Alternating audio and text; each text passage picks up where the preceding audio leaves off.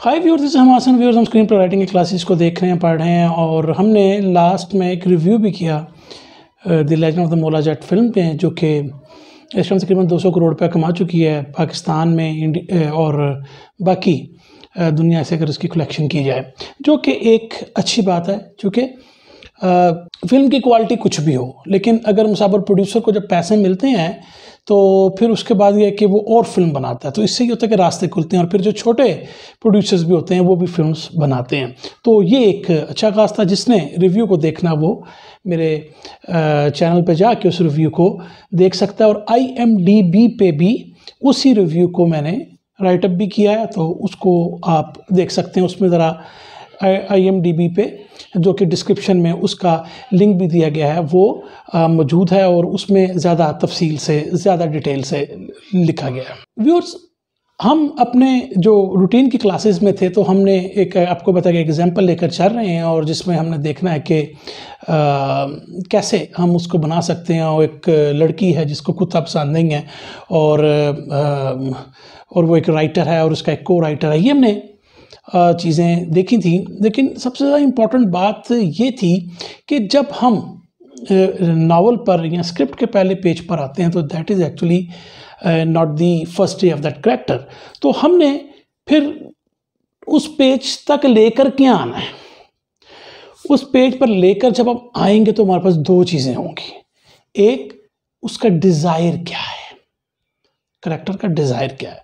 दूसरा ये है कि उसके इंटरनल कन्फ्लिक्ट क्या हैं, जिसको हम लाई भी कहते हैं, जिसको हम फियर्स भी कहते हैं। ये इसी की कुछ भी वर्ड आप इनको दे सकते हैं।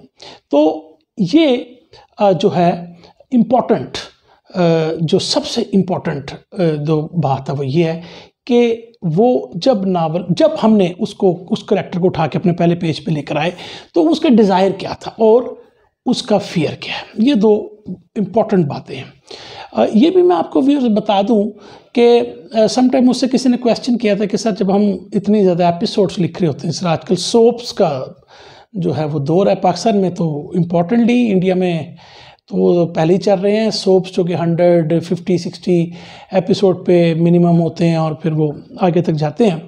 तो उसमें कैसे हम एक ही डिज़ायर को या उसको लेकर चलते हैं। तो पहली बात तो है कि हमें ये देखना है उसमें कि आप किस प्रोटैगनिस्ट के पॉइंट ऑफ व्यू से ड्रामे को दिखा रहे हैं और उस पॉइंट ऑफ व्यू से आपने पहले उसकी चीज़ें तो पूरी कर देनी। फिर डेफिनेटली जो भी कैरेक्टर्स उसके सपोर्टिंग है या उसके साथ कोई हीरो है या हीरोइन है, जो भी उसका अपना एक कैरेक्टर आर्क होगा। लेकिन इसका एक और तरीका भी होता है करने का, वो कभी उस पर डिस्कस करेंगे, और वो ये होता है कि आप सब इम्पोर्टेंट कैरेक्टर्स के गोल्स जो हैं लाई लिखने के बाद या इंटरनल कन्फ्लिक्ट लिखने के बाद उनके कुछ गोल्स आप बना सकते हैं, जिसमें कि फैमिली गोल है, कैरियर गोल है, जनरल गोल है, पर्सनल गोल है। तो जब ये 4 लेयर्स आपको मिलती हैं और उसके इंटरनल कन्फ्लिक्ट से वो कन्फ्लिक्ट में है तो आपको काफ़ी डेप्थ मिलती है कैरेक्टर को लिखने की, और उससे काफ़ी जो है वो आपको सीन्स नज़र आने शुरू हो जाते हैं। तो अगर आपके ड्रामे में मेन 5 या 6 कैरेक्टर्स हैं, और वैसे तो ज़्यादा होंगे, इधर उधर ड्रामा लिख रहे हैं, 10 to 15 कैरेक्टर्स तक आप जा सकते हैं, आमतौर पर जाते हैं। तो उन 6-7 जो इम्पोर्टेंट हैं जिनका रोल आपकी स्टोरी में है, तो उनके जब आप ये सब गोल्स लिखेंगे और उनका क्या लाई है या इंटरनल कन्फ्लिक्ट है, तो फिर हम देख पाएंगे कि इनमें डेप्थ आएगी। लेकिन मैंने आपको कहा कि जब आप किसी चीज़ को सिंपल रखना चाहते हैं तो फिर हमें देखना है कि उसका इंटरनल कन्फ्लिक्ट है क्या, उसका डिज़ायर क्या है। और इंटरनल कन्फ्लिक्ट के लिए मैंने आपको कहा था हमें पास्ट का पता होना चाहिए कैरेक्टर का, कि पास्ट में वो क्या था। ये सारा सिलसिला है। वो पास्ट हम दिखाएं कि ना दिखाएं, एज अ राइटर आपको पता होगा तो आपको ये पता चलेगा कि ये जो एक्शंस कर रहा है ये इसकी वजह क्या है। शायद ये मैंने पिछले लेक्चर में भी किया हो, मुझे याद नहीं, मैंने पिछले लेक्चर में शायद बात की हो कि जैसे आपकी बड़ी कोशिश होती है कि आप इंसाइटिंग इंसिडेंट की तरफ चले जाएं। मैंने अक्सर लोगों को देखा है कि वो कोशिश करते हैं कि पहले 8-10 मिनट में उनकी कोशिश होती है, अगर वो फिल्म लिख रहे हैं, कि उसमें एक इंसाइटिंग इंसिडेंट आज मैं आपको बता रहा हूँ कि ये इंपॉर्टेंट बात नहीं है। मैं आपको बार बार कह रहा हूं, don't go after the rules, please keep things simple. जब आप एक अच्छी स्टोरी मुकम्मल लिख रहे होते हैं, वो इंसाइटिंग इनिशिएटिव उसमें आ ही जाना है, लेकिन ज़रूरी नहीं कि वो पहले 10 मिनट में आए। ये इंपॉर्टेंट बात है। लेकिन जो अगर हम इस बात को लेकर चलें, जैसे कि यूजली हॉलीवुड की फिल्म्स में हम देखते हैं कि हॉलीवुड का हम इसलिए ज़्यादा करते हैं कि चूँकि ये ही वो इंडस्ट्री है जो सारी बाकी इंडस्ट्री को फोर्स कर रही है और इसको स्टैंडर्ड माना गया है। तो अगर उस स्टैंडर्ड को हम लेकर चल रहे हैं तो हम देखते हैं कि यानी कि हो सकता है कि अगले फिल्म स्टार्ट हुई है तो आपको पता हो कि ये जो करैक्टर मेरे सामने आ गया, हो सकता है इसका कोई एक्सीडेंट हो जाए, हो सकता है कि जी ऊपर से एलियन फोर्सेस आके कोई आ जाएं और उसका घर तबाह कर दें। यानी कि आप कोई एक तरह की एक धमाके से फिल्म को स्टार्ट करना चाहते हैं, जो कि मैं कहता हूं कि प्रॉब्लम है। It is a problem. No, यानी कि अगर आपका बच्चा अगले आपने देखा गाड़ी स्टार्ट ही अपने फिल्म की, एक गाड़ी में जा रहे हैं और एक्सीडेंट होता है, बच्चा मर रहा है, तो 2 मिनट में हमने देखा बच्चा मर गया। तो प्रॉब्लम तो है। ये मैंने शायद पिछले लेक्चर में कहा था, प्रॉब्लम तो है, लेकिन देखना है कि वो इवेंट उसको उस पर क्या असर कर रहे हैं, कैसे इफेक्ट कर रही है स्टोरी होती है। तो वो चीजें उसको क्या मीन करती हैं, what does it mean to her या टू हिम, इंपॉर्टेंट हो गए। कौन से ऐसे प्लान्स हैं जो कि वो इवेंट अब उसके की वजह से खराब हो गए, टपल हो गए। और उससे भी इंपॉर्टेंट बात यह, कौन से वो इंटरनल फियर्स हैं जिसको अब उसको कन्फ्रंट करना पड़ेगा इस वाक्य की वजह से, इस घटना की वजह से। ये स्टोरी है। बार बार मैं आपको कहता हूं, इस तरह मोला जेट में मैंने आपको कहा कि रिव्यू में ये कोई ड्राइविंग फोर्स नहीं थी कि उसके पेरेंट्स को कत्ल कर दिया गया। ये एक प्रॉब्लम हो सकती है, but it's not a story. अब मसला है कि वो प्रॉब्लम कैसे उसको इफेक्ट कर रही है। उस फिल्म में उस चीज़ का इतना कोई जिक्र नहीं है। कोई प्रॉब्लम कैसे इफेक्ट करती है और वो कैसे मीन कर रहे हैं उस करैक्टर को, वो इंपॉर्टेंट है। और वो असल में जो मैं उससे भी बड़ी बात कहता हूं कि क्या वो जो फियर्स हैं, फियर्स अब वो इवेंट की वजह से उसको कन्फ्रंट करने पड़ रहे हैं, यही स्टोरी है। ये थर्ड रेल को टच कर रही है। ये मैं अगर मैंने पिछले लेक्चर में कह दिया था तो I'm सॉरी, मैं आपको ये रिवाइज करके बता रहा हूं। तो इसका मतलब कि व्हाट इफ में जो आपने इवेंट्स लिखे हैं वो उसको चेंज कर रहे हैं। वो डिज़ायर जिसके पास अब कोई चॉइस ही नहीं कि उसको अब वो डिज़ायर हासिल करना ही पड़ेगा, वरना तो एक तो बात ही है ना कि हम एक ज़िंदगी हमारी गुजर रही है, हम ना कोई पंगा करें। लेकिन एक चीज़ आई जिसको आप एक तरह से इंसाइटिंग इंसिडेंट कह रहे हैं, उसने उसके कौन से फियर्स वो अब कन्फ्रंट करेगा और उसके अलावा उसको देखना है कि वो कैसे वो चीज़ें जो हैं, वो जो चेंज हो रहा है वो उस इनको व्हाट इफ की वजह से चेंज नहीं हो रहा, why that change actually matters. ये है व्हाई इज द स्टोरी। तो व्हाई में अगर आप वो फिल्म है ना लकी लुई में, उसमें अगर आप देखें तो उसमें जो एक 6-7 साल की बच्ची होती है वो अपने फादर के साथ आर्गुमेंट करती है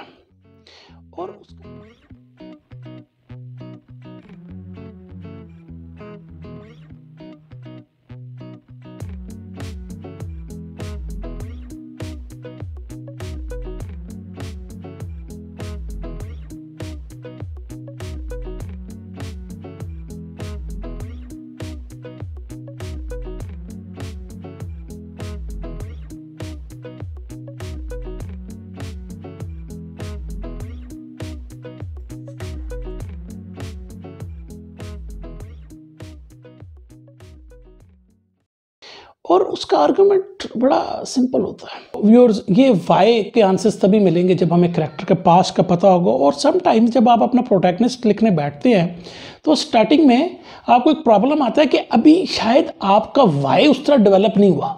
लेकिन अगर आप गौर करें तो हमने जो व्हाट इफ बनाया है कि वो वाई आपके एक्शंस को थ्रू आउट द नावल या फिल्म बताएगा, लेकिन आपके लिए शायद ये मसला हो शुरू में कि अभी चूंकि आपको पता ही नहीं आपके नावल में, आपकी फिल्म में आगे इवेंट्स क्या आने हैं, तो फिर हम कैसे बता सकते हैं, क्योंकि अभी तक आपने अपना करैक्टर का पास्ट ही नहीं बनाया। लेकिन ऐसी बात नहीं है। व्हाट इफ में या हु जो हम पीछे जिक्र कर गए हैं, WHO हु, इन दोनों की मदद से आपको अपनी स्टोरी का एक तो पॉइंट पता और बहुत सारी चीज़ें आपको अपने प्लॉट के बारे में पता हैं, तो अब आप उधर से डिग करना शुरू कर सकते हैं इन्फॉर्मेशन को। इसलिए मैं ये कहता हूँ कि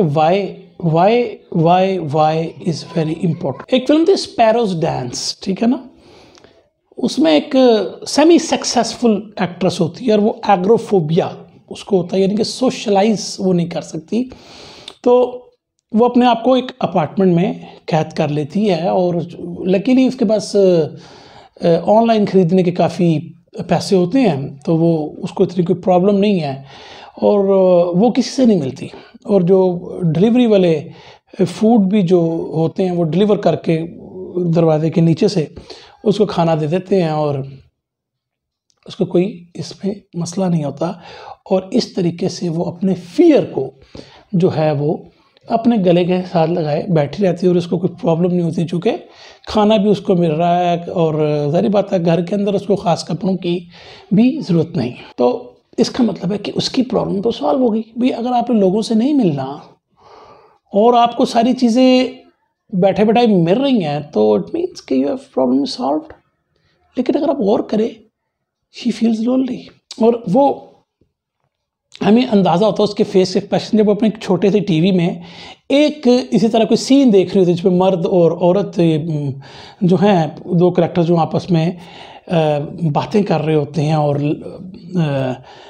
उसमें मोहब्बत की बातें कर रहे होते हैं, तो उसके चेहरे से भी पता लगता है कि शी इज़ लोनली, ठीक है ना, ये फील कर रही है कि उससे कोई बात करे।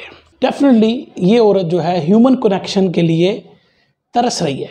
तो प्लॉट के किक इन होने से पहले हमें दो चीज़ों का तो पता चल गया, एक तो ये कि ये लव को तरस रही है, ह्यूमन इंट्रैक्शन को, और दूसरा ये कि वो क्या चीज़ उसको होल्ड कर रही है कनेक्शन से, वो एग्रोफोबिया जो उसका। तो ये दो बातें, तो क्या डिज़ायर है उसका हैविंग लव, एंड क्या उसका जो है वो इंटरनल कन्फ्लिक्ट है कि शी कांट, मतलब वो इंट्रैक्शन से वो डरती भी है। अब प्रॉब्लम क्या है कि ना वो अपार्टमेंट से बाहर जा सकती है, ना वो अपार्टमेंट में किसी को अंदर ला सकती है, तो फिर कैसे ह्यूमन कनेक्शन होगा? तो इसका मतलब कि एक होपलेस लड़की है, और अगर ये ऐसे ही चलती रही तो शायद इसी अपार्टमेंट में मर जाए और ना उसका डिज़ायर पूरा हो और ना उसका फियर जो है वो दूर हो। अब हम प्लॉट को अंदर लेकर आते हैं। अब देखें प्लॉट क्या करता है। तो प्लॉट में क्या होना चाहिए, कुछ हैपन हो जो उसकी फियर को कन्फ्रंट करे। ये प्लॉट है, मैंने आपको ना कि कैसे वो इवेंट अफेक्ट करेंगे, कैसे वो कन्फ्रंट करेगी अपने फियर को। तो अब प्लॉट की हम करना चाह रहे हैं, तो अब उससे पहले मैं सोचना है कि क्या चीज़ प्लॉट पे हो, क्या हैपन हो जो फोर्स करे उसके फियर कि वो फियर को कन्फ्रंट करे और वो चीज़ हासिल कर ले जो वो चाहती है, डिज़ायर उसका। तो अब प्लॉट हमें चाहिए, तो अब क्या करेंगे कि आपको कपड़े भी अवेलेबल हैं, आपको खाना भी अवेलेबल है, आपको हर चीज़ अवेलेबल है अपार्टमेंट के अंदर, तो करें क्या? तो फिल्म में बहुत ज़बरदस्त प्लॉट का इवेंट है, और आपको पता है कि अगर बाथरूम किसी का ख़राब हो जाए तो अब डेफिनेटली अब तो उसको प्लम्बर को बुलाना ही पड़ेगा, वरना वो उसके, तो वो जब सुबह उठती है तो वो देखती है कि उसके बाथरूम में पानी लीक हो रहा है, उसकी बेस जो होती है आपके कमोड की, या तो वो पानी भर रहा होता है बाथरूम में, तो डेफिनेटली अब उसको प्लम्बर को बुलाना पड़ेगा। तो अब क्या ये फिल्म इस बारे में होगी कि हम एक लड़की को देख रहे हैं कि वो बाथरूम को फिक्स कर रही है? नहीं, असल में वो फियर है जिसको उसको कन्फ्रंट करना है, और वो फिर एक ह्यूमन कनेक्शन, प्लम्बर आएगा और वो प्लम्बर आएगा और फिर वो उस एग्रोफोबिया को फेस करेगी, इस फियर को। तो वो अब इवेंट उसको मैटर कर रहा है। वैसे तो जब तक वो अपार्टमेंट में नहीं थी उसकी ज़िंदगी में कई इवेंट आएगा, लेकिन वो स्टोरिकली इंपॉर्टेंट नहीं। स्टोरिकली ये इवेंट इंपॉर्टेंट है कि यार एक बंदा आएगा, वो प्लम्बिंग करेगा और मैं तो इंटरेक्ट नहीं कर सकती। तो ये, तो इस तरह तो आपको क्या चीज़ होल्ड कर रही है और आप क्या हासिल करना चाहते हैं, ये आपका कॉन्फ्लिक्ट होता है। तो इस तरीके से ये जो है आप बनाते हैं। तो व्यूअर्स कितना आसान हमने कर लिया वो डिज़ायर। अब बेसिकली उसने एक बाथरूम फिक्स किया होगा, लेकिन वो मेटाफोरिकली आप कह सकते हैं कि बेसिकली बाथरूम तो फिक्स हो रहा है, मेटाफोरिकली तो वाकई बाथरूम, लेकिन असल में वो अपने फियर को ओवरकम कर रही है। तो इस तरीके से जब आप अपना करैक्टर बनाते हैं, ख़ास तौर पर अपना प्रोटैगनिस्ट बनाते हैं, तो आपने देख रहे हैं कि क्या चीज़ उसको पीछे धकेल रही है और क्या वो चाहती है। ये तो वो बर्नर्स हैं जहाँ से आप अपना पूरा नावल या अपनी पूरी फिल्म उठा सकते हैं। तो ये अब आपने काम करना है, प्लॉट के शुरू करने से पहले आपको ये दो बातें पता होनी चाहिए। जब प्लॉट पे पहुंचे तो हमें पता हो कि वो प्लॉट में घुसा है तो क्या चाह रहा था, आपके साथ वो राजी हो गया प्लॉट पे आने के लिए, तो वो क्या चाह रहा था और उसके लिए पास्ट है इम्पोर्टेंट, और फिर डेफिनेटली क्या चीज़ है जो उसको रोक रही है, वो लाई क्या है, वो मिसबिलीफ क्या है जो उसको तंग कर रहा है वो हासिल करने के लिए। तो व्यूअर्स इसका एक तरीका यूँ होता है प्रोटैगनिस्ट के पॉइंट ऑफ व्यू से, अगर आपने ये देखना हो कि इवेंट कैसे आप अंदर लेकर आए, तो आपने देखना कि आपका प्रोटैगनिस्ट किस तरह खुश हो सकता है, किन बातों पे वो खुश हो सकता है, तो वो आपको एक हिंट देता है कि आपका इवेंट क्या आना चाहिए, वो इवेंट क्या आना चाहिए कि जिससे वो इफ़ेक्ट हो रहा है। और उस पॉइंट ऑफ व्यू से कि आप सोच सकते हैं कि मेरा प्रोटैगनिस्ट कैसे खुश हो सकता है, तो जब आप ये देखेंगे तो आपके जहन में इवेंट आएंगे। तो हैप्पी तभी होगा ना कि जो चीज़ वो चाह रहा है उसको मिल जाए, ठीक है ना, तो वो आपने जहन में लेकर आना है।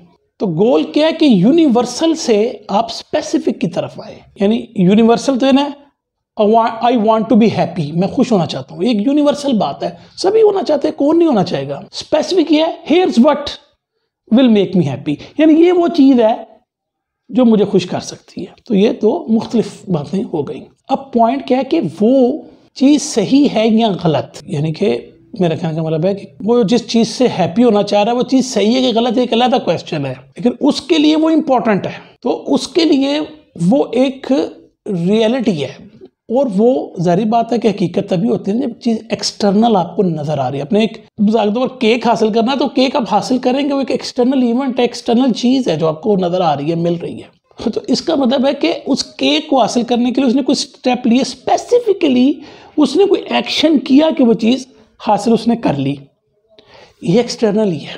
तो जिस मिसाल के तौर पर अगर कोई चीज़ ये कहता है मैं क्या इस वक्त मैं क्या चाह रही हूँ कि कोई मैं कैसे खुश हूँ, तो मेरा वो पुराना जो चाइल्डहुड का मेरा जो दुश्मन है ना फलां, वो बंदा आए और इधर आए और यहाँ पे मेरे सामने मेरे पाँव को चाटे, तो फिर ही मैं जो है ना खुश होंगी। अब ये देखा जाए तो ये बड़ी यानी कि ये आपको पिक्चर नज़र आ रही है, कोई वैग चीज़ नहीं है कि जैसे मैं चाहूँ कि मुझे एक ज़िंदगी में एक ऐसी लड़की मिले जिससे वो मुझे मोहब्बत करती हो, ये वैग हैं।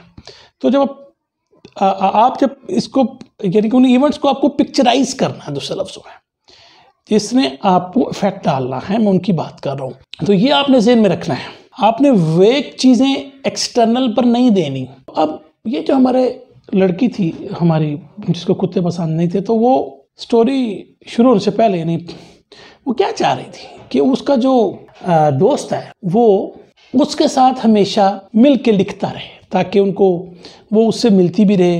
हालांकि वो ह्यूमन इंटरेक्शन को जो है मिस करती है, चूँकि वो लेकिन वो फियर के जब कोई आप लव में चले जाते हैं तो उसके नुकसानात होते हैं, उसके डर से वो नहीं कर पाती। ये आपका इंटरनल फियर है, लेकिन असल में तो वो मोहब्बत की भूखी है दूसरे लफ्ज़ों में। तो नावल शुरू होने से पहले या फिल्म शुरू होने से पहले या प्लॉट शुरू होने से पहले वो क्या चाह रही थी कि ये जो मेरा दोस्त है, मेरा को राइटर है, जो हमने जिक्र पहले किया था, ये मेरे साथ इसी तरह काम करते रहे, राइटिंग करता रहे, यानी वो मिलके खाना भी खाते रहे, पिकनिक भी मनाते रहे, पब्लिकली उनको एक्नॉलेज भी किया जाता रहे, और उनकी वेब सीरीज़ पर उनके नाम भी चलते रहे, वो फेमस भी होते रहे। ये सब वो चाह रही है। लेकिन इस लड़की का मसला क्या है, वो इंटीमेसी, डीप इंटीमेसी से डरती है, चूँकि इसका जिक्र हम बार बार कर चुके हैं। तो इसका मतलब है कि अब हमने एक इंटरनल कन्फ्लिक्ट तो बना लिया ना, मैंने चूँकि हम कह रहे थे कि हम इसको लेकर चलेंगे इस आइडिया को, तो एक इंटरनल कन्फ्लिक्ट बना लिया हमने।